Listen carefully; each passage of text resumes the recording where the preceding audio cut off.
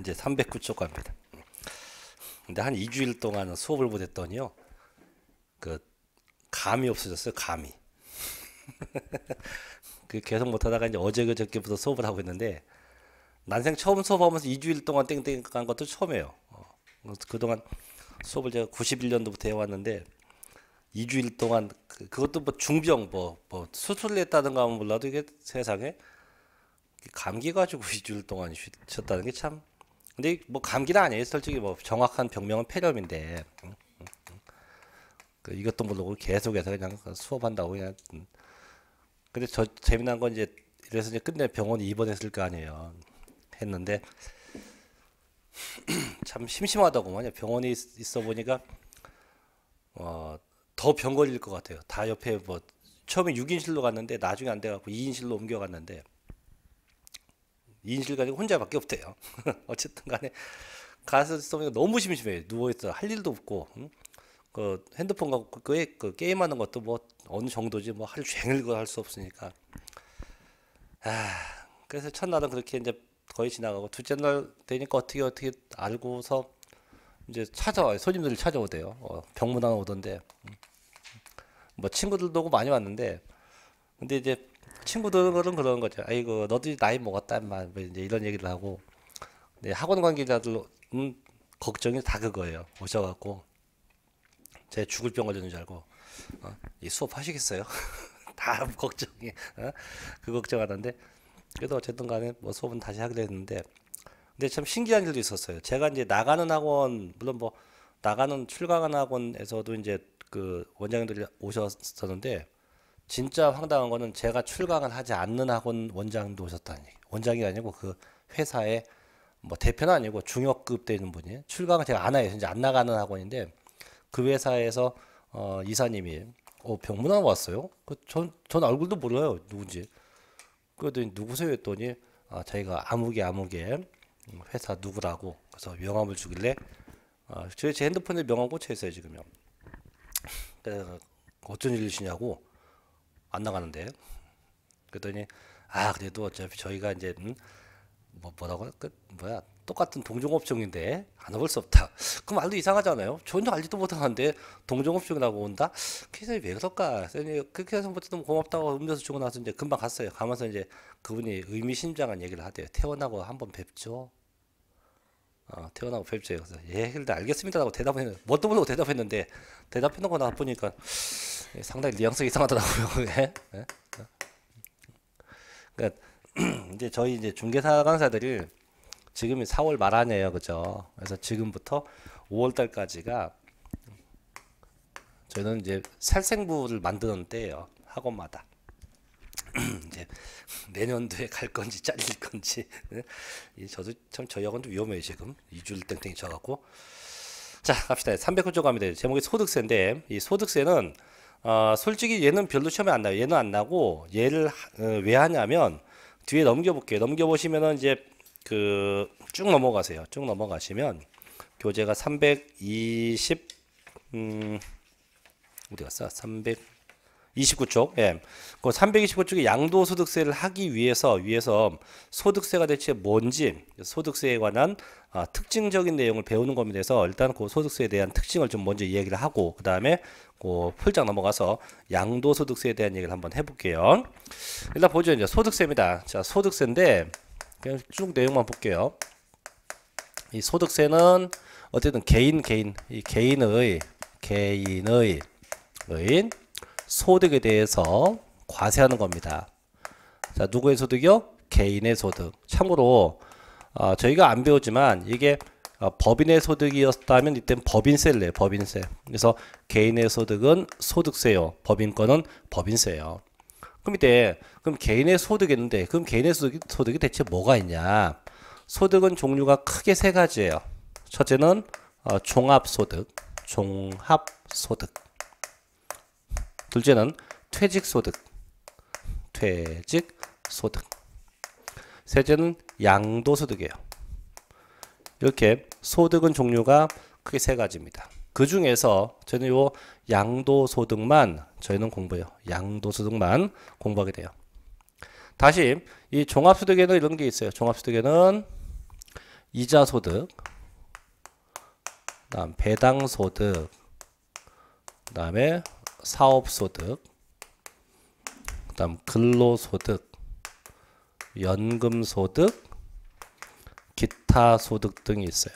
이때 이자 소득은 이자 탄 거고, 배당 소득은 주식 배당금 탄 거고, 사업 소득은 뭐 장사하는 분이고요. 근로 소득은 월급 타는 것이고, 연금 소득은 연금 타는 거고, 기타 소득은 뭐 복권 같은 겁니다. 이 중에서 저희는 요 사업 소득도 해요. 그래서 이게 부동산에 관련된 것만, 이거 나중에 합니다. 부동산에 관련된 사업에 관련된 소득도예요. 그럼 저희가 공부할 건 크게 두 가지. 일단 양도소득이 주된 거고요. 주된 거고, 사업소득은 뭐 종속된 거 조금만 이제 나중에 하게 돼요. 그래서 이게 현행소득은 이게 다예요. 자, 다만 이제 전체적인 내용을 본다면, 그럼 종합소득은 이걸 다 합쳐서 한꺼번에 세금력이 한꺼번에 해서 다 합쳐서 한꺼번에 과세한다 해서 얘를 보고 종합 과세한다고 합니다. 종합 과세한다. 그래서 결국은 종합소득은 합쳐서 한꺼번에 과세한다. 이게 무슨 과세? 종합 과세예요. 하지만 이 퇴직소득하고 양도소득은요, 둘 다 이제 공통점은 발생하는 횟수는 되게 작은데 한 번 발생되면 금액이 오라지게 커요. 그게 뭔 얘기냐면, 퇴직금을 탔다면 또 퇴직금이 뭐 보통 1,000, 2,000이 아니고 몇 억씩 될 거니까. 또 양도했다. 양도해서 양도이익 났다. 그 두 개는 금액이 큰데 이걸 종합소득이 합치게 되면 참고로 소득세는 누진세예요. 누진세이기 때문에 세금이 엄청나게 커지는 문제가 생겨요. 그래서 그걸 없애기 위해서 이 두 개는 소득별로 각각 과세합니다. 그래서 이를 보고 뭐라 하냐, 제가 각각 과세한다 해서 분류과세한다고 해요. 분류과세. 그래서 각각 과세한다. 무슨 과세? 분류과세한다. 이렇게 정리합니다. 그럼 볼게요. 1번. 자, 309쪽의 첫째, 소득세 정의입니다. 자, 소득세는요, 자연인의 소득에 대해서 부과하는 국세이고, 개인을 납세의무자로 하는 직접세이다. 또 그 개인이 소득에 대해서 소득의 성격과 납세자의 부담 능력 등에 따라서 적정하게 과세함으로써 조세 부담의 형평성을 도모하고 재정 수입의 원활한 조달에 이바지함을 목적으로 한다. 좋은 말은 다 써있네, 그죠? 두 번째, 납세의무자입니다. 그럼 대체 누가 세금 내냐? 분명히 개인의 소득이니까 누가 돼요? 요 개인이요. 요 개인이 납세 의무자가 돼요. 보면, 자, 개인 봅니다. 개인인데, 자, 아까도 종합부동산세도 얘기했지만, 요 개인은 항상 국세는 둘로 나누어요. 이게 누구누구? 거주자하고 누구하고? 비거주자. 그래서 항상 개인은, 국세에서 개인은 둘로 나눠요. 그래서 거주자가 뭐냐? 거주자는 이거요. 국내에 주소가 있어요. 또는 주소 없다면 국내에 183일 이상입니다. 이상 거소 있는 자. 이렇게 주소가 있거나 거소가 있으면 뭐가 돼요? 거주자가 돼요. 대신 비거주자, 이 친구는 반대입니다. 국내에 주소 같은 거 없는 자예요. 또는 183일 이상 거소 같은 거 없는 자, 이런 자가 비거주자가 돼요. 그래서 항상 똑같아요. 그래서 국적 영주권 안 따져요. 단순하게 국내 주소 곳이 있냐 없냐. 그럼 이걸 소득세는 구분한 목적이 딱 한 가지예요. 거주자가 되면 그 소득이 국내에서 발생된 소득이건 국외에서 발생된 소득이건 모두 과세한다. 국내 거 국외 거 모두 다 과세한다. 그래서 이를 뭐라 하냐, 무제한 납세 의무자라고 합니다. 그래서 국내 거 국외 거 전부 다 과세하는 무제한 납세 의무자가 돼요. 다만 비거주자는 얘는 국내에서 발생된 소득만 일부 과세예요. 국내 소득만 일부 과세입니다. 그래서 이를 뭐라 하냐, 이를 보고 쟤는 일부 과세인데서 제한 납세 의무자라고 합니다. 제한 납세입니다. 이렇게 해서 둘로 나눠요. 제한 납세입니다. 결국 이제 어느 정도까지 세금을 과세할 거냐 이거죠. 그래서 항상 개인이 납세 의무자가 되고, 다음에 얘도 있어요. 또 누가 있냐면 법인 아닌 단체. 얘도 소득세를 내요.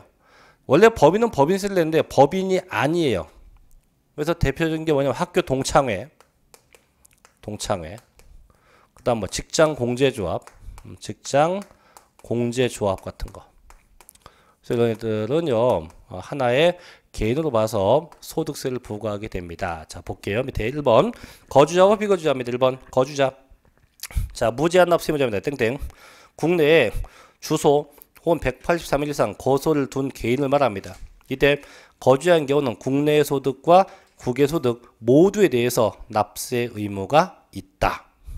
대신 2번 비거주자입니다. 보여 제한 납세 의무자죠. 거주자가 아닌 개인을 말합니다. 즉 비거주자인 경우는 국내 넘겨서 원천 소득에 대해서만 납세 의무가 있다. 결국은 소득의 차등을 두기 위한 거죠. 그래서 거주자와 비거주자의 차등을 두기 위해서 나누었다라고 보시면 되고, 자 310쪽에 맨 밑으로 갑니다. 맨 밑에 2번. 자 법인이 아닌 단체도 있죠, 그죠? 그래서 국세기본법에 따른 법인으로 보는 단체 외에 법인 아닌 단체는 국내에 주사무소 혹은 사업의 실질적 관리 장소를 둔 경우 거주자가 되고, 그 밖은 뭐가 돼요? 비거주자로 봅니다. 그럼 결국은 법인이 아닌 단체도 뭐예요? 얘도 한 명의 사람으로 봐서 소득세를 부과한다는 거죠. 중요한 건 이 개인에게는 항상 개인은 둘로 나눠요. 누구하고 거주자하고 비거주자 둘로 구분해서 과세한다고 보면 되죠. 자 311조 갑니다. 세 번째 납세지인데요. 납세지는 옆에 쓰면 돼요. 종합부동산세와 같다. 왜 똑같냐면 둘 다 국세니까. 그래서 아까 종합부동산세도 국세고 이 소득세도 국세요. 그리고 거주자는 다시요. 거주자는 국내 주소가 있죠. 어디 세무서? 주소지 세무서. 주소 없죠. 어디 세무서? 거소지 세무서. 그래서 이렇게 주소지나 거소지 세무서가 납세지가 돼요. 근데 비거주자? 이 지금 아까 주소 없었어요. 그럼 어디? 국내 사업장. 국내 사업장 소재집 세무서가 되고, 그나마 국내 사업장이 없다. 아까 월급 타는 곳 국내 원천소득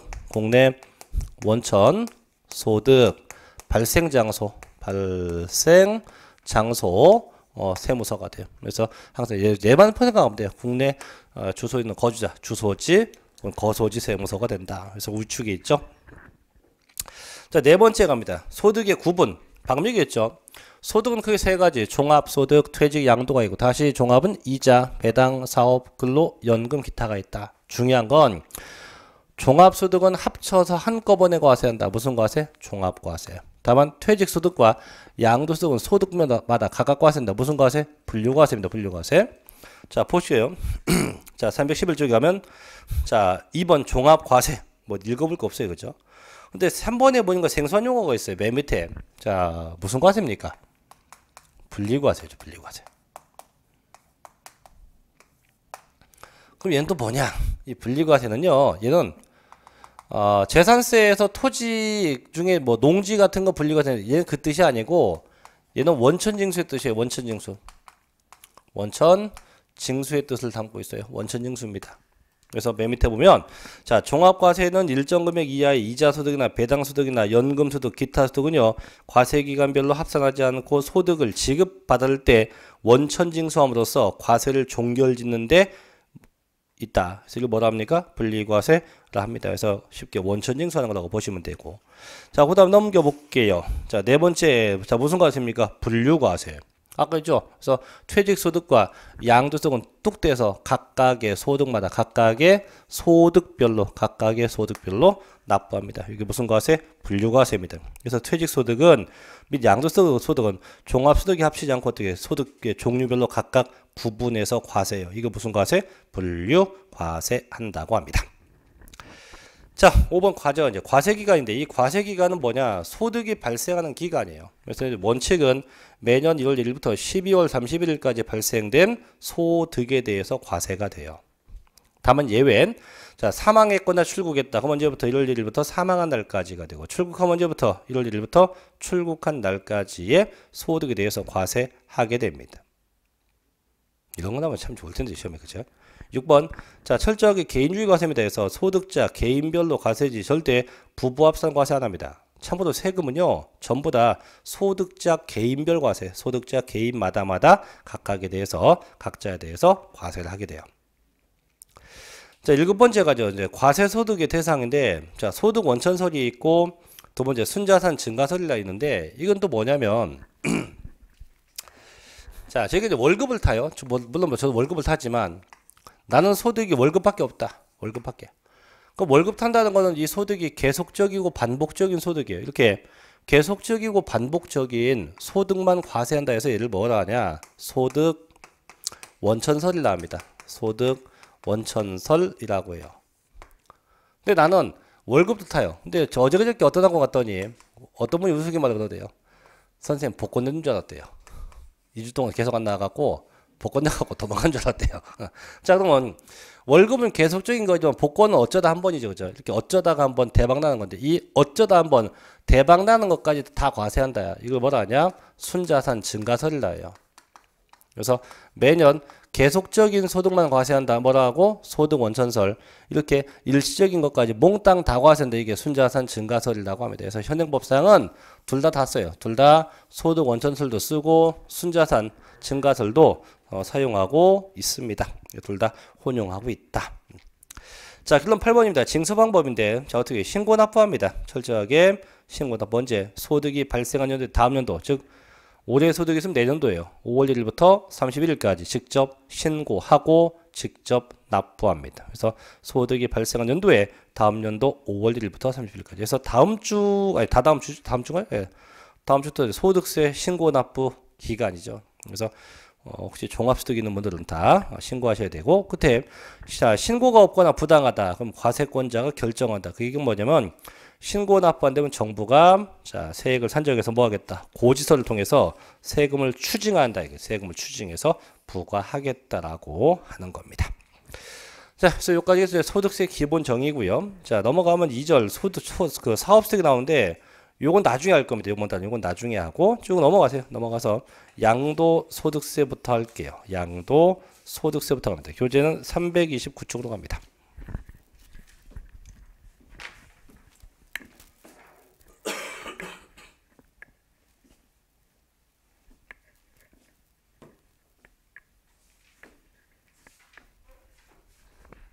남들은 다음 주에 다 논다는데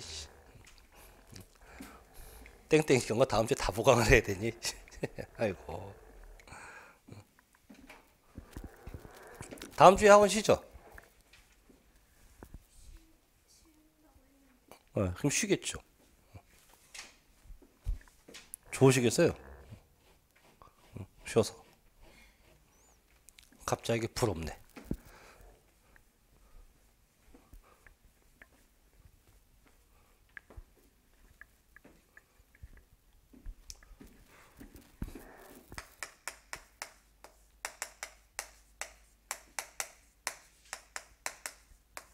자, 갑니다. 이제 양도소득세인데, 일단, 양도소득세에서 양도가 뭐냐면, 뭐 전에도 얘기했지만, 처분한다, 판다야. 처분해요. 처분해서, 대신 반드시 이익이 나야 됩니다. 이익이 나면, 그 이익에 대해서 내는 세금, 요게 양도소득세예요. 이익에 대해서 내는 세금, 요게 뭔 세? 양도소득세라고 불러요.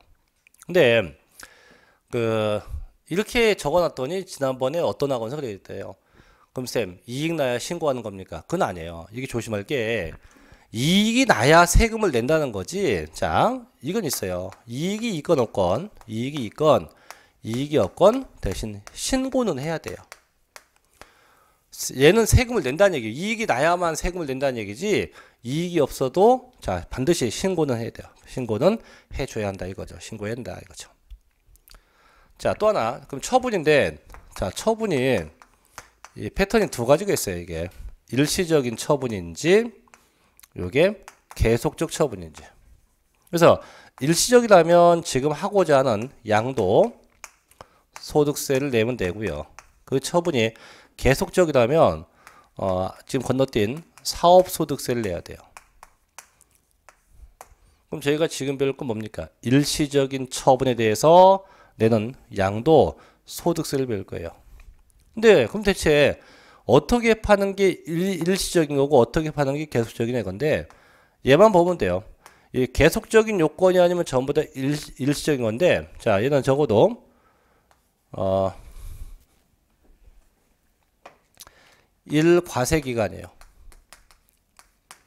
여기서 1과세 기간이 나오면 6개월 6개월 동안 이 과세 기간 중에 적어도 한 번 이상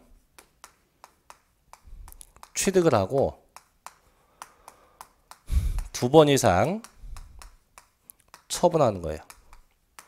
그래서 최소한 6개월 동안 몇 번이요? 한 번 이상 취득하고 두 번 이상. 이게 반복이 되면, 이게 반복되면 뭐가 돼요? 그때는 사업소득이 되고, 이게 안 되면 전부 다 뭐가 돼요? 양도소득세가 돼요. 그럼 저희가 지금부터 볼 건 뭡니까? 이게 아닌 이거 일시적 양도에 대해서 부과하는 거에 대한 내용만 볼 겁니다.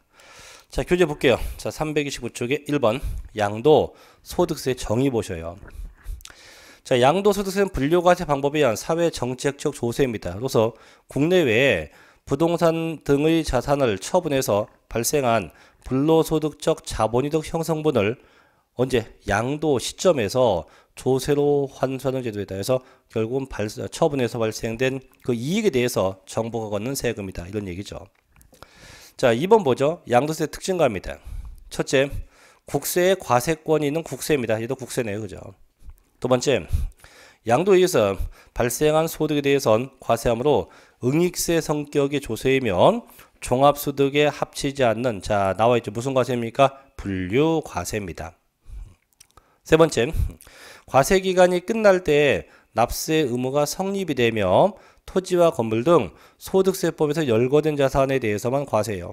그래서 무조건 아무거나 양도했다고 다 과세가 아니고 법에서 현재 정해진 것만 세금을 내요. 네 번째, 항상 사실주의입니다. 등기나 등록이나 허가에 관계없어요. 근데 조심할 게 민법은요. 저희 민법은 이런 게 있어서요. 민법은 등기 안 하면 처분할 수 없다고 배워요. 근데 저희 세법은요. 등기 안 해도 처분할 수 있어요. 그럼 대체 누가 맞는 거냐? 맞는 건 민법이 맞는 얘기예요. 등기 안 하면 원래 처분 못 하는 게 맞아요. 근데 세법은 이 법, 민법을 위반했건 안 했건 저희는 솔직히 알 바가 아니에요. 세법은 네가 타법 뭐 어떤 법을 위반했건 말았건 간에 우리는 무조건 뭐만 거두면 돼요. 돈만 거두면 돼요. 돈만. 그래서 세법은 돈만 거두면 되니까 그 등기가 되건 한데 이건 전혀 관계 없다. 5번. 자, 우발적 비경상적으로 양도 발생하는 소득이 그 과세 대상에 대해서 일시적 양도에 대해서 과세합니다. 6번. 세로는요, 차등비례세율과 초과 누진세를 동시에 적용합니다. 그래서 차등세율도 있고 초과 누진도 있다. 자, 넘겨봅니다. 7번째. 자, 신고납부예요. 그래서 예정신고도 있고 확정신고도 있고. 자, 신고납부가 안 되면 당연히 8번과 같이 뭐가 돼요? 가산세가 없는데 이 가산세 규정은 취득세하고 똑같아요. 그래서 항상 부당하다 그럼 40%가 되고 일반 무신고다 그럼 20%가 되고 일반 과소가 되면 10%에서 항상 신고 납부 안 되면 늘상 뭐가 붙어요? 가산세가 붙게 된다고 합니다. 그래서 이런 특성들을 갖고 있고요. 자, 이제 311조 가죠. 331조. 그럼 대체 뭘 양도합니까? 자, 과세 대상 가볼게요. 이 양도세 과세 대상은 지난달에도 한번 얘기했지만 일단은 다시 한번 등기에 관계없어요. 그 다음에 허가에 관계없어요. 또 그 다음에 열거주의 법에서 규정된 것만 과세는 열거주의 법에서 정하고 있는 것만 규정된 것만 과세는 열거주의 방법을 취한대요. 그래서 이게 지난달에 뭘 얘기했냐면 딴 건 다 필요 없어요. 그 네모 박스에 보면 그 과세 대상의 종류가 쭉 나올 겁니다. 토지, 뭐 건물 쭉 해서 그 박스에 보면 파생상품까지 있죠. 그죠? 저희는 그 종류만 기억하면 돼요. 그럼 표 밑에 보면 1번 부동산부터 해서 내용이 써 있는데 솔직히 써 있는 내용은 안 봐도 됩니다. 볼 이유도 없고 또 본다고 한들 이미 민법에서 배운 거가 다 똑같거든요. 똑같기 때문에 내용은 볼 거 없고 뭐만 기억하자? 그 종류만. 종류만 기억하면 돼요. 종류만. 어떤 것들이 과세 대상인지 저 종류만 하나씩 기억하면 돼요. 저 종류만 기억합니다. 그 하나씩 볼게요. 저도 한번. 자, 첫째. 자, 보니까 뭐가 나옵니까? 1번 부동산. 두 개네요. 그죠? 토지. 또 건물. 이 두 개가 과세 대상이에요. 토지 건물. 자, 둘 다 마찬가지 등기에 관계 없습니다. 둘 다 허가에 관계없어요. 절대 등기 나오고 안 따집니다. 안 따지고 자 토지 건물이 과세 대상이 된다. 이거요. 자, 두 번째 갑니다. 2번. 연 조심해야 돼요. 이거 시험 잘 납니다. 시험 나면 거의 2번인데 제목이 부동산에 관한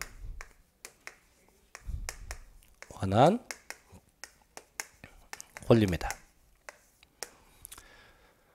이 부동산 권리는 두 가지가 있어요. 첫째는 사용할 수 있는 사용 권리가 있고요. 둘째는 취득할 수 있는 취득 권리가 있어요. 두 가지가 있어요. 다시 사용 권리는 첫째 지상권. 이 지상권은 민법상 정의하고 똑같아요. 똑같아요. 그다음에 두 번째 전세권. 그럼 내가 지상권을 양도했건 전세권 양도했건 양도해서 이익 나면 다 세금 내야 돼요. 물론 지상권이건 전세권이건 둘 다요. 등기에 관계없어요. 등기 안 따져요. 등기에 하등에 관계없어요. 등기에 전혀 관계가 없습니다. 지상권, 전세권. 근데 세 번째, 얘는 등기돼야 돼요. 반드시. 뭐냐면 등기된 부동산 임차권입니다. 뭐냐면 다른 건 다 등기 관계 없는데 얘는 자 보다시피 제목이 뭐예요? 등기되냐? 등기된 부동산 임차권. 꼭 등기돼야 돼. 반드시 등기돼야만 과세를 하지. 그 이유가 뭐냐면 이유가 있어요. 지상권은 민법상 물권입니다. 전세권도 민법상 물권입니다. 근데 부동산 임차권은 민법상 채권이거든요. 채권은 양도세 대상 될 수 없어요.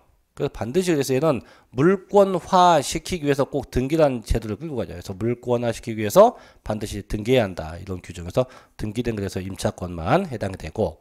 자, 이제 취득권인데, 자, 취득권리는 아직 완성되거나 확정된 건 아니에요. 근데 추후에 이게 부동산으로 바뀌는 건데, 첫째 뭐가 있냐? 아파트 당첨권.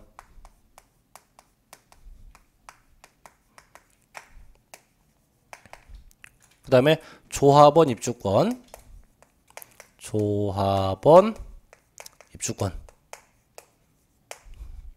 그 다음에 무슨 상환채권. 뭐 토지 상환채권, 주택 상환채권 이렇게 무슨 상환채권. 그 다음에 하나 더 미등기전매 같은 거죠. 이런 것들은 지금 당장은 부동산이 아니에요. 근데 시간이 경과되면 부동산으로 탈바꿈되는 거죠. 그래서 아파트 당첨권, 조합원 입주권, 상환채권, 미등기전매 이런 것들.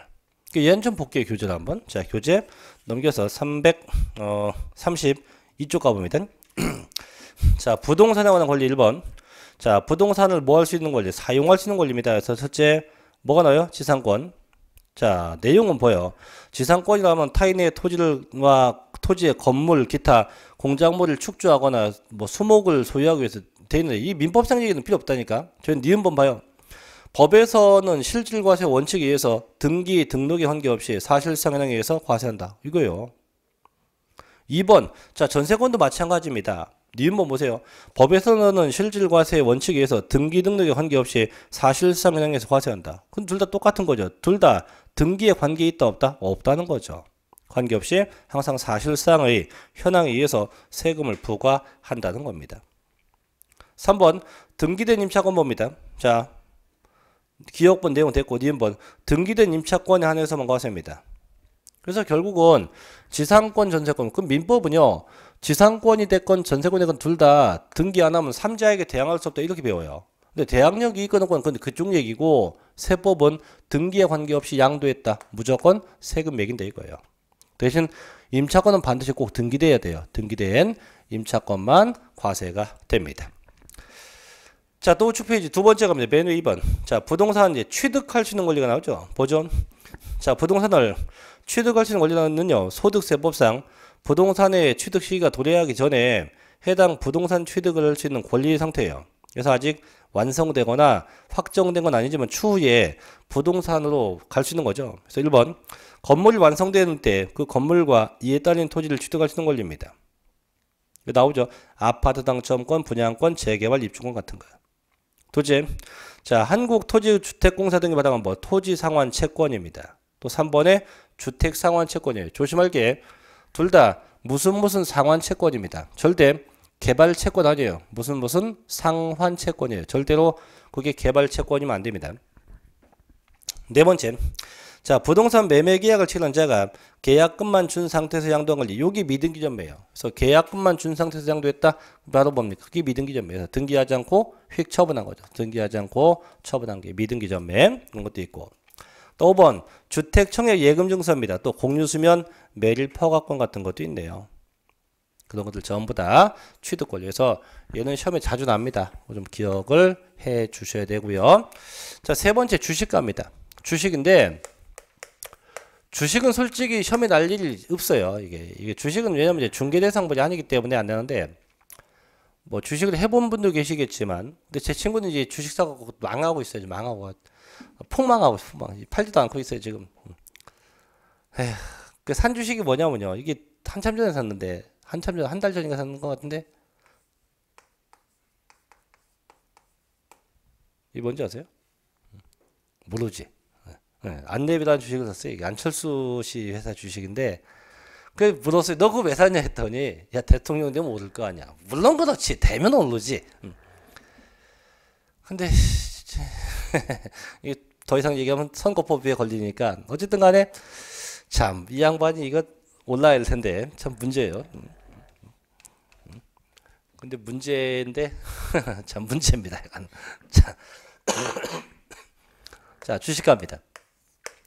주식은 두 가지가 있어요. 첫째는 이제 상장 주식이라는 게 있고, 자 상장 주식이 있고, 둘째는 뭐 있어요? 비상장 주식.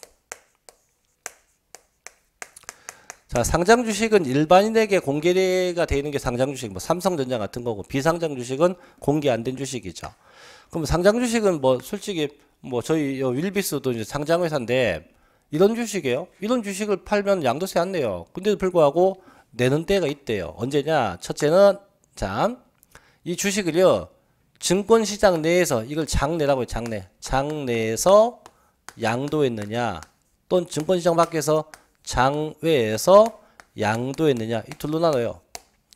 그래서 장내에서 양도했다고 하면 장내에서 양도했다고 하면 이때는 얘만 세금을 내요. 얘만 대주주만 세금을 내요. 대주주만.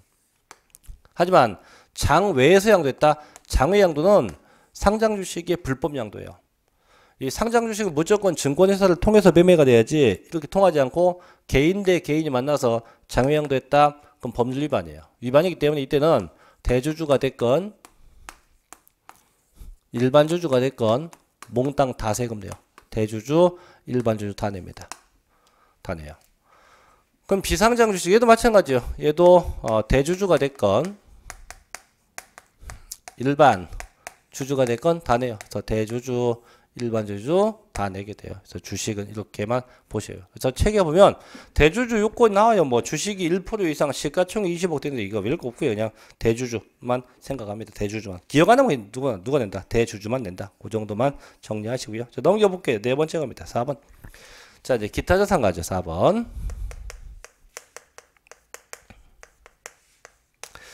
자, 기타 자산은 종류가 네 가지가 있어요. 네 가지가. 첫째, 둘째, 셋째, 넷째. 첫째는 뭐냐면 영업권인데요. 반드시 이 사업용 고정자산입니다. 고정자산과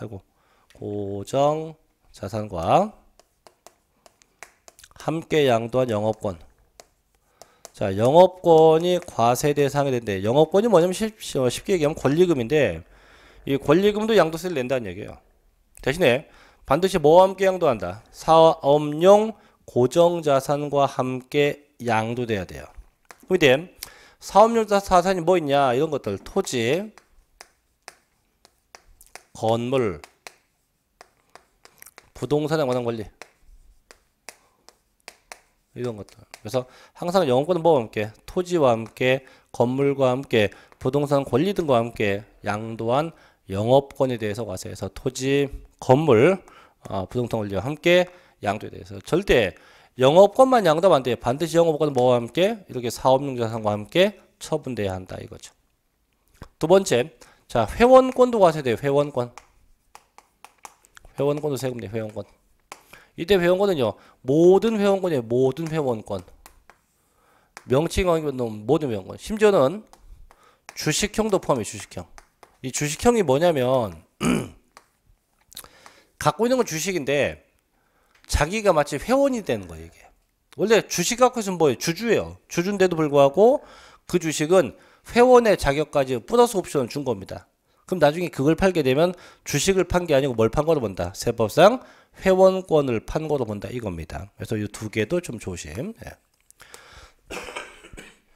자, 세 번째인데 자, 세 번째는 제목이 좀 길죠, 그죠? 세 번째 게 뭐냐면 제목이 특정 법인 주식이에요. 특정 법인 주식. 특정 법인 주식이고, 넷째가 뭐냐면 특수업종 주식이에요. 자, 둘 다 주식이거든요. 그래서 특정 법인 주식, 특수업종 주식인데, 그럼 3번하고 어떤 차이냐? 앞에 보니까 특자가 붙어 있죠, 그죠? 자, 특이한 요건이 있다는 거예요. 특이한 요건. 그럼 대체 특이한 요건이 뭐가 있길래? 자, 보죠. 이제 특이한 요건 한번 살펴볼게요. 자, 특이한 요건. 이 세 가지인데, 이 세 가지 요건이 동시에 갖춰줘야 돼요. 갖춰줘야만 특이한 법인 주식, 특이한 업종 주식이 돼요. 못 갖추게 되면 일반 주식이 돼요. 그럼 주식인데 어떤 차이냐? 차이점은 다음 주에 보겠지만 세율이 달라요. 세율이 달라요. 달라. 그 어떤 요건인데 보죠. 자, 어떤 A 법인이 있어요. A 법인이 있고, 자, 주주 갑이 있어요. 갑이 A 회사 주식을 처분했어요. 이러면 이건 저 3번에 있는 일반 주식의 처분이 돼요. 일반 주식의 처분. 근데 A가 이 갑이 주식을 팔았는데 이 회사를 잘 보니까 총 재산 중에서 부동산이 엄청나게 많은 회사였어요. 부동산이 엄청나게 많은 회사. 그래서 대체 어느 정도인데, 그래서 첫째가 그 법인이 갖고 있는 부동산 비율 요건이에요. 그래서 특정 법인은 총 재산 중에서 부동산이 차지하는 게 50% 이상이어야 돼요. 50% 이상. 이런 회사. 그래서 총 주식 수가 50% 이상은 이런 회사여야 됩니다. 대신 특수업종은 골프장 같은 회사, 그래서 얘는 그 주식 비중이 얼마? 부동산 총 재산 중에 80% 이상이어야 돼요. 이런 회사. 그래서 일반 경우는 50이고 특수업종은 80% 이상. 이런 회사의 주식이어야 돼요. 두 번째, 자, 둘째는 주식의 보유입니다. 주식의 보유비율 요건이에요. 어느 정도 갖고 있냐? 그럼 갑이 갖고 있는 게 특정 법인은 총 재산 중에서 주식 수가 50% 이상이어야 돼요. 이상. 단 특수업종은 1주 이상이면 돼요. 한 주 이상이면 돼요. 한 주 이상만 보유하면 됩니다. 세 번째, 주식의 양도입니다. 그럼 대체 어느 정도 양도하냐? 양도가 얘는 다 팔면 돼, 한 번에. 아니 적어도 3년간 합쳐서 50% 이상 처분하면 돼요. 근데 얘는 한 주니까 몇 주? 단 1주만 팔아도 돼요. 한 주만 팔아도 과세돼요. 그래서 요건이 특정 법인 주식은 50, 3년 내 50 이렇게 되고, 특수업종은 80, 하나 이렇게 갑니다. 근데 이게 요건인데 아까 얘기했지만 시험에 난 적이 거의 없어요. 참고 삼아서 그냥 보시기 바랍니다. 자, 마지막 다섯 번째 가죠. 자, 뭐가 나옵니까? 파생상품. 파생상품도 솔직히 시험에 안 나요, 이거는 이제 금융상품이에요. 그래서 금융상품이기 때문에 넘겨보시면 336쪽 가면 파생상품 해가지고 나오죠. 코스피 200 선물, 뭐 코스피 200 옵션, 뭐 이런 거 나오는데 뭐 볼 거 없어요. 그냥 파생상품 제목만 그냥 보시면 되고 그냥 내비두십시오. 그래서 이렇게 종류만 기억하고, 특히 대신 종류에서 주의할 건 2번 요거 별표한 거하고 4번에 두 개, 요 별표가 두 개 정도, 이 정도만 알아두시면 되고, 나머지 거는 솔직히 없어요, 별 의미가. 그래서 요 종류만 다시 한번 꼭 기억을 해 주시기 바랍니다. 이런 거 나오면 좋은 텐데, 근데 가끔 나요, 얘도. 자, 넘겨봅시다, 이제. 자, 3절 갑니다, 이제. 338쪽에 3절. 양도의 정의 형태로 가죠. 아까 양도가 뭐였어요? 양도한다는 거는 이제 처분한다, 이제 판다의 뜻인데, 그죠? 양도는 뭐 한다? 처분한다인데, 근데 이게 그냥 처분한다 이러면 좀 없어 보이지 않습니까? 좀 있어 보이게 돼요. 모든 법은 그 법조문이 저희가 이제 복잡하게 된 이유가, 단순하게 써놓으면 좋은데 이걸 좀 있어 보이게 쓰다 보니까 법조문이 복잡한 거예요. 법조문이. 그럼 양도가 뭐 하는 거냐 대체 보죠. 양도. 분명히 처분이에요. 그죠? 근데 저희 법조는 이렇게 안 써 있어요. 양도는 아까 봤던 양도 자산 있죠. 저 자산에 대한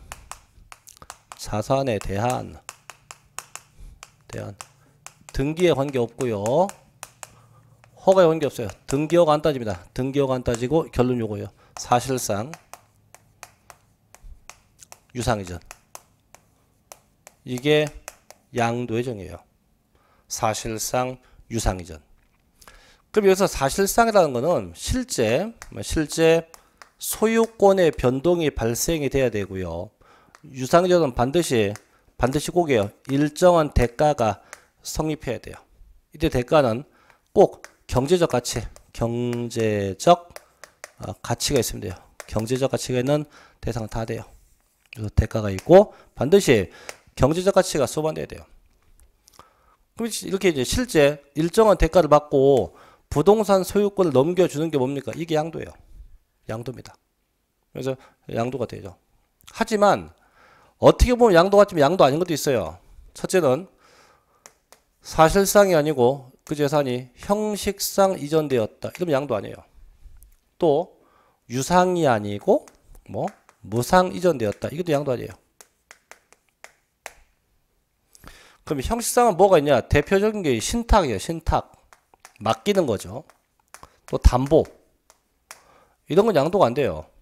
또 무상이다. 이건 증여예요. 증여. 이런 것. 그래서 이런 거는 양도 아니에요. 반드시 사실상 넘어간 게 양도지 그렇지 않은 건 양도 아니다. 그럼 저희가 볼 거는 이거예요.